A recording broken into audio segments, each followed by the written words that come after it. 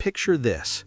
You meet someone who seems absolutely perfect. They shower you with attention, make you feel like the most special person in the world, and the relationship moves at an intoxicating pace.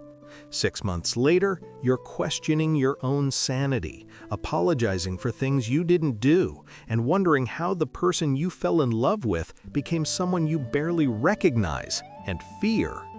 This isn't a fictional horror story. This is the reality for millions of people trapped in relationships with narcissists. The statistics are sobering. Narcissistic personality disorder affects between 1 and 6% of the general population, with prevalence climbing as high as 20% in clinical settings. But here's what makes this truly dangerous. Most narcissists never seek help, never get diagnosed, and continue moving through life leaving a trail of psychological devastation in their wake. The term narcissist gets thrown around casually in our selfie-obsessed culture, often to describe anyone who seems a bit vain or self-absorbed. But true narcissistic personality disorder is far more sinister. It's a mental health condition characterized by a pervasive pattern of grandiosity, an insatiable need for admiration, and a profound lack of empathy. The disorder doesn't just make someone difficult to deal with, it can systematically destroy your sense of self, your mental health, and your ability to trust your own perceptions of reality. Today, we're going deep into the dark psychology of narcissism. We'll explore the red flags that emerge early in relationships, the manipulation tactics that keep victims trapped, and most importantly, how to protect yourself before the damage becomes irreparable. This isn't just about understanding narcissism, it's about arming yourself with knowledge that could save your emotional well-being and possibly your life. Understanding the narcissistic mind. Before we can spot a narcissist, we need to understand what's really happening beneath that charming exterior. Narcissistic personality disorder isn't simply about loving yourself too much, it's actually the opposite. At its core, narcissism represents a fragile, unstable sense of self that requires constant external validation to maintain. Think of a narcissist's self-esteem like a balloon with a slow leak. No matter how much air gets pumped in through praise, admiration, and validation, it constantly deflates. They need a continuous supply of attention, what psychologists call narcissistic supply, just to maintain their sense of worth. This insatiable need drives every manipulative behavior, every controlling tactic, and every abusive pattern. The disorder doesn't just make someone difficult to deal with, it can systematically destroy your sense of self, your mental health, and your ability to trust your own perceptions of reality. The scientist Ed Kane often describes the narcissistic mind as a kind of monoculture of the mind, sharply out of tune with plurality, diversity, or even simple elements of alterity. This means any threat to their singular view of reality is met with intense hostility.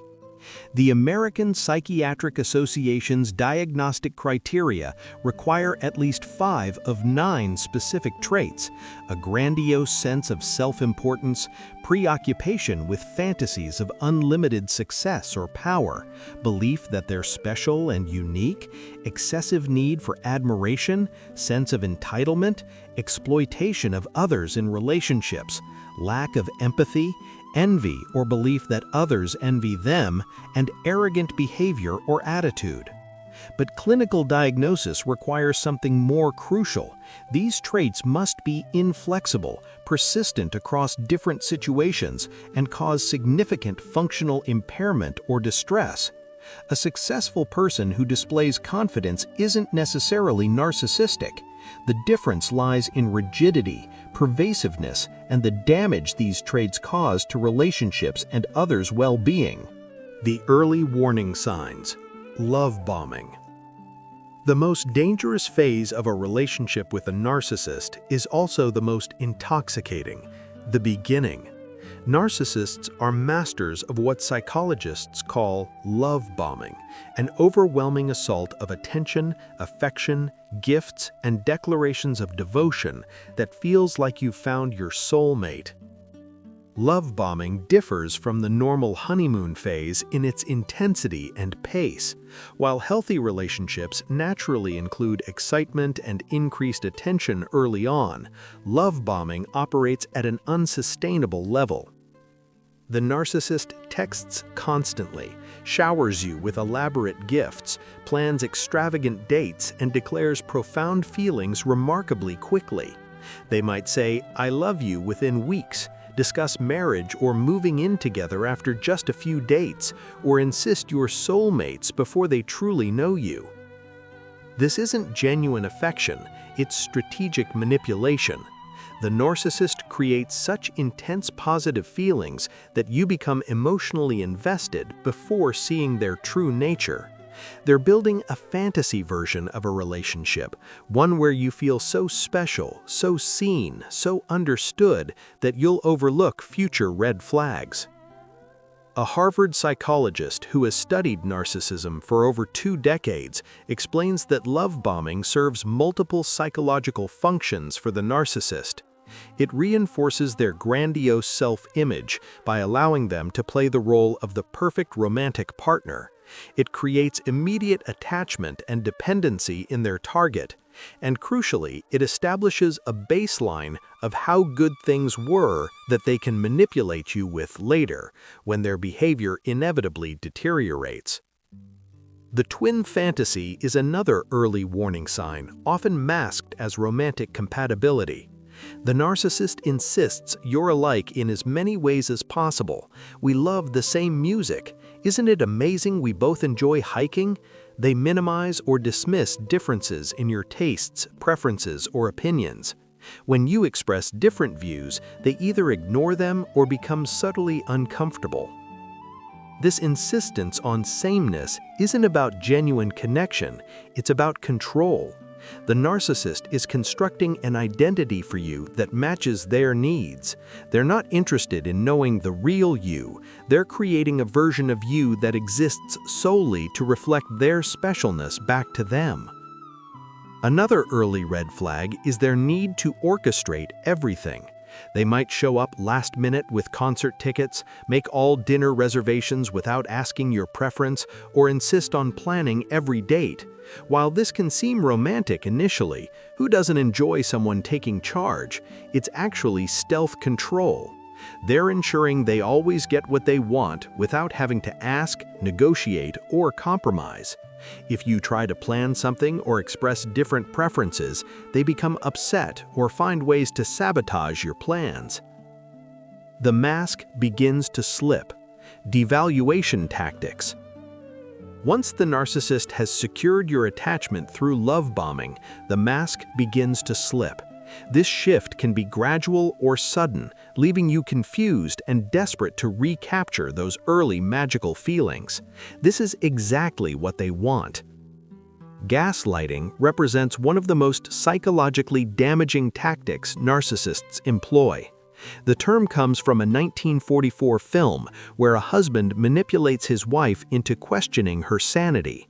In relationships with narcissists, gaslighting breaks down your ability to trust your own memory, perceptions, and judgment. Common gaslighting phrases include, "That never happened," "You're too sensitive," "You're imagining things," "I never said that," "You're crazy," "Why are you so upset about nothing?" and "You have such a bad memory." These statements, repeated consistently, make you doubt your own experiences. You start second-guessing everything you know to be true. The narcissist might deny conversations that definitely occurred, claim you misunderstood something they said clearly, trivialize your emotions by insisting you're overreacting, or even accuse you of doing things they actually did. Over time, gaslighting erodes your confidence in your own perceptions, making you increasingly dependent on the narcissist's version of reality. Experts recommend documenting your experiences if you suspect gaslighting. Keep a private journal, save text messages and emails, and maintain records of what actually happened. This documentation serves two purposes: validating your memories when you're made to doubt them, and providing evidence if you need to exit the relationship or seek legal protection. The hot and cold treatment creates another devastating pattern. Sometimes the charming, attentive person from the beginning reappears just long enough to give you hope that things can return to how they were. Then, without warning, they become cold, critical, or cruel again. This intermittent reinforcement is psychologically more addictive than consistent positive reinforcement. You never know which version of them you'll encounter. When they walk into a room, you may find yourself afraid or on edge. You start modifying your behavior, walking on eggshells, desperately trying to avoid triggering their anger or disappointment. This hypervigilance is exhausting and creates a trauma response similar to what hostages experience. Constant criticism and degradation become normalized in the relationship. What started as occasional comments about your appearance, intelligence, or choices escalates into relentless attacks on your character, abilities, and worth. The narcissist might criticize how you dress, how you speak, how you parent, how you perform at work. Nothing you do is ever good enough. This criticism often occurs privately, away from witnesses. In public, the narcissist may maintain a charming facade, making others question whether abuse is occurring at all. This public-private split leaves victims feeling isolated and doubted when they try to seek help. The control trap: isolation and manipulation. As the relationship progresses, narcissists systematically tighten their control through isolation tactics. This process is so gradual that victims don't realize it's happening until they've lost most of their support network. The narcissist might start by making subtle negative comments about your friends or family. Your friend seems kind of toxic. Your family doesn't really appreciate you, or they're just jealous of what we have. They express discomfort when you spend time with others, becoming moody, silent, or angry when you return from seeing friends. Eventually, it becomes easier to just not see people than to deal with the aftermath. Financial abuse often accompanies emotional isolation. The narcissist might interfere with your job, calling you excessively at work, showing up unannounced, or creating emergencies that cause you to miss important meetings. They may encourage you to quit your job, promising to support you financially, then using that financial dependence to control you. In some cases, they directly control finances, demanding access to your bank accounts, monitoring your spending, requiring you to ask for permission for purchases, or giving you allowances like a child. This financial control makes leaving the relationship practically difficult, even when you recognize the abuse. Emotional blackmail represents another control tactic. The narcissist makes you responsible for their emotional state. If you loved me, you're going to make me so upset if I can't believe you'd hurt me this way by. They threaten self-harm or suicide when you attempt to establish boundaries or express your unhappiness. The sense of entitlement that defines narcissism means they believe they deserve special treatment from you, regardless of your feelings or needs. They expect you to prioritize their desires over your own well-being, drop everything when they need attention, and accept treatment you would never tolerate from anyone else. When you try to set boundaries, saying no to demands, insisting on time alone, or expressing your own needs, the narcissist responds with rage, withdrawal, or punishment. Healthy relationships can accommodate boundaries. Narcissistic relationships cannot. The blame game. Never their fault. One of the most consistent patterns in narcissistic behavior is their inability to take responsibility for anything negative. It's always someone else's fault, usually yours. Made a mistake at work? Your fault for distracting them. Got angry and said hurtful things? Your fault for provoking them. Failed to follow through on promises? Your fault for expecting too much. The narcissist masters the art of deflection, denial, and blame shifting. Their apologies, when they occur, are what experts call non-apology apologies. Instead of genuinely acknowledging harm and taking responsibility, they say things like, "I'm sorry you feel that way. I'm sorry if I hurt you. I'm sorry, but you," or "I apologize that you misunderstood me." These statements don't actually admit wrongdoing. They place responsibility for the hurt back on you. You're too sensitive. You misunderstood. You provoked them.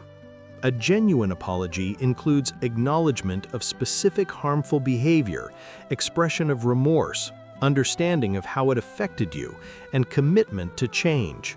Narcissists offer none of these elements. The narcissist projects their own negative qualities onto you. They accuse you of being selfish, manipulative, emotionally unstable, or uncaring, characteristics that actually describe their own behavior. This projection serves multiple functions. It deflects attention from their actions, makes you defensive and focused on proving you're not those things, and further erodes your self-esteem. When confronted with their behavior, narcissists employ a predictable pattern psychologists call DARVO: deny, attack, reverse victim and offender. They deny the behavior occurred, attack you for bringing it up, then position themselves as the real victim of your accusations. Suddenly, you're apologizing to them for bringing up your legitimate concerns about their mistreatment. The dangerous exit: post-separation abuse. The biggest predictor of post-separation abuse is if they were abusive during the relationship or have a history of highly toxic breakups from previous relationships. If your research into their past reveals a pattern of bitter divorces, restraining orders, or dramatic splits where they vilify their exes, understand that you will likely receive the same treatment. When you try to end things, the narcissist may employ several tactics to keep you trapped. They might suddenly transform back into the charming person from the beginning, promising change and apologizing profusely. They might threaten self-harm or suicide, making you feel responsible for their safety. They might use children, pets, or financial ties as leverage to maintain contact. If those tactics fail, they often turn to what's called a smear campaign, spreading lies and rumors about you to mutual friends, family, and even your employer. They position themselves as the victim of your cruelty, often accusing you of the very behaviors they demonstrated. This preemptive strike serves to isolate you further and make it harder for people to believe your account of the abuse. Some narcissists engage in stalking behaviors, showing up at your home or workplace, monitoring your social media obsessively, creating fake profiles to contact you, or using mutual contacts to gather information about you. They might threaten legal action, file false police reports, or use the legal system as a tool of continued harassment. Understanding this pattern is crucial for planning a safe exit. If you're in a relationship with a narcissist, you may need to develop a safety plan before leaving, securing financial resources, documenting abuse, consulting with a therapist or domestic violence advocate, and potentially involving law enforcement if threats escalate. Protecting yourself. Practical strategies.